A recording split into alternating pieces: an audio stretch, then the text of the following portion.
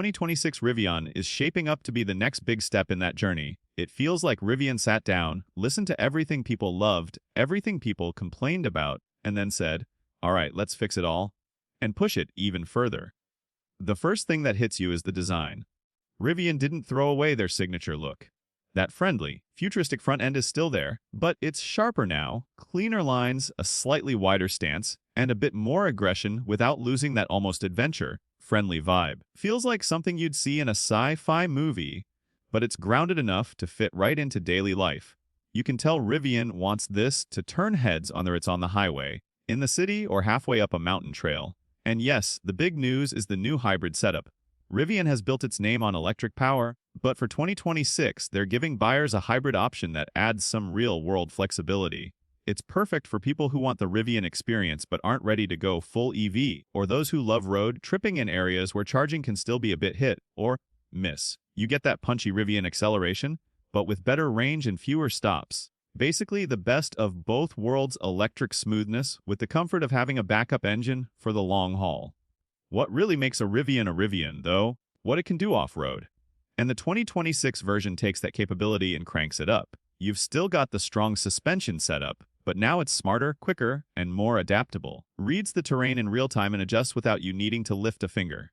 Steep inclines, sandy trails, rainy roads. The truck just figures it out. And Rivian added more ground clearance and tougher underbody protection, so you can push it harder without worrying about beating it up. Feels like a vehicle that actually wants you to get it dirty. Inside, the 2026 model shows where Rivian really listened to feedback.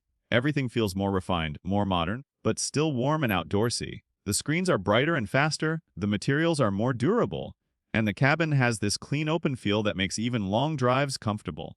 Also redesigned the seats, finally, making them more supportive for both city streets and bumpy trails. And because Rivian loves clever storage, they added even more little spaces to stash gear, chargers, drinks, cameras, whatever you carry with you.